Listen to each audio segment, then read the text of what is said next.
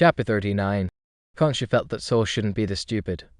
Every time she went to find Sol, it was always in the dead of night when no one was around. But how could Sol dare to show up at her door around 8 o'clock, strutting in broad daylight with a human head in his arms? Even though Concha had already checked the hallway and confirmed it was empty, who knew how many people might have seen Sol on his way up?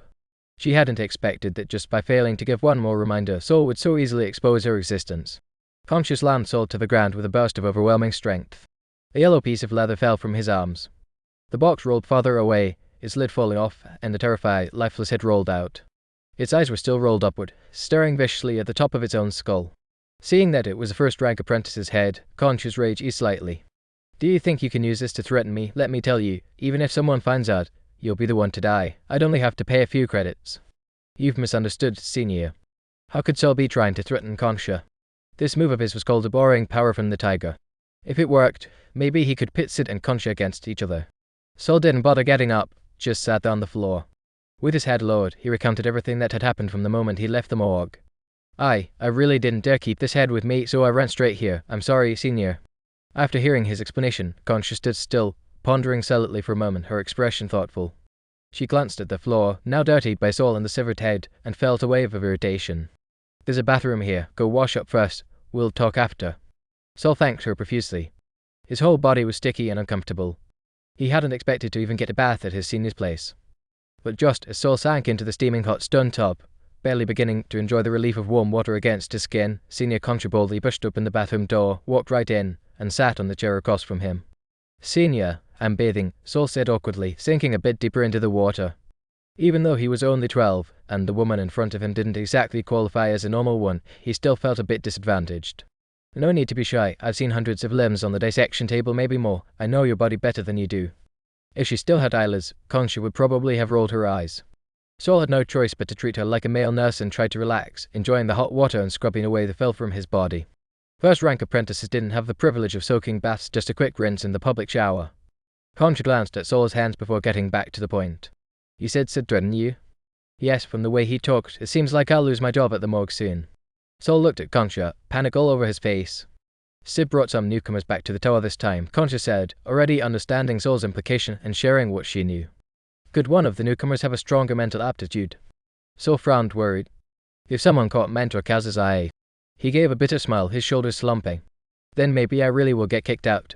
If Concha still had eyelids, she'd definitely roll her eyes again. "You don't need to worry about that. I'll take care of it. You just focus on the tasks I've given you." "Okay, Senior." Sol immediately gave a relieved smile. But before his words had even faded, Concha swayed her hips and walked over. Sol's heart skipped a beat. He tried to lean back, only to bump into the hard stone wall behind him. Concha placed both hands on the edge of the tub, leaned forward, and lowered her head until the glass dome of her skull touched Sol's forehead. "Did Sid see what you brought back?" From his forehead came a surprisingly warm and soft sensation. It didn't feel like glass, it felt like delicate skin. Maybe her head didn't really turn into a terrifying glass dome, maybe it's all just an illusion. The naive thought had barely formed before Sol crushed it.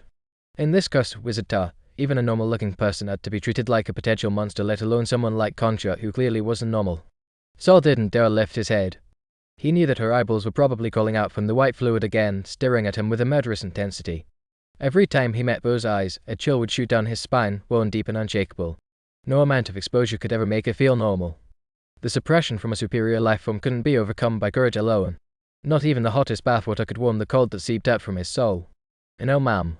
He unconsciously reverted to his old manner of address. "But he knows I work in the morgue. He might have guessed what it was." Concha still didn't move away. The pressure mounted. Warmth was replaced by a biting chill. That cold seemed to drill into Sol's skull like an electric drill. Caught between the icy weight on his head and the steaming bathwater below, he struggled to breathe, gasping for air. Ha ha. Even though no one was covering his nose or mouth, he felt like he could suffocate at any moment. Only after Concha had thoroughly enjoyed his reaction did she finally straighten up and release him. "You're trying to provoke me into dealing with Sid," she chuckled. "You think you're worth that much? Try playing games with me again, and I'll eat your brain." Swaying as she walked, Concha left the bathroom with one final instruction: from now on, only come see me after midnight. As Sol watched the bathroom door close, he slowly submerged his head under the water. "I've been scolded," he thought calmly underwater, the fear from earlier gone. "But I've already achieved my first goal, Senior Concha.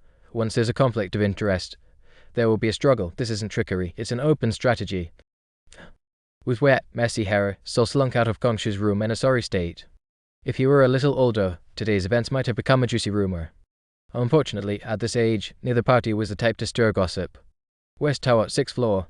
The hallway had thinned out. Some had gone to rest, others to study, and some still clung to the rare opportunity to socialize.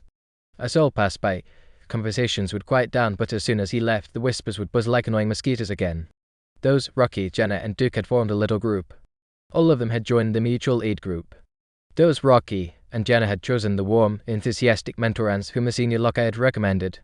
Only Duke, for some reason, switched back to the dark attribute mentor Kaz at the last moment. Once Saul's figure disappeared behind the door to Dorm 603, Duke finally retracted his covert gaze. Dose noticed and chuckled. What, Duke, still holding a grudge against Saul? Hearing this, Jenna turned her curious eyes toward Duke. She hadn't been there when Duke and Saul clashed before, and she wasn't one for gossip, so she didn't know the details of their conflict. Duke quickly smiled. What's there to hold a grudge over? I just find him annoying. That's all. We all went through hell and back to earn our spots as apprentices. He just swooped in halfway and cheated his way through the test. His words struck a chord with the others, reminding them of the strange atmosphere on test day. Yeah, I still don't get it. His magic aptitude was so poor, how did he even pass? Said Doze. I remember Senior Sid clearly didn't want him to pass, but Senior Nick let him through. Senior Nick looks cold, but it turns out he's soft-hearted. Is his magic aptitude really that bad? Jenna asked, intrigued. Back then, she'd even invited Saul to join the mutual aid group after all. Each new member meant a magic crystal reward. But Saul had turned her down flat. Just thinking about it made Jenna pout. It's definitely bad. Even our mentor didn't want him.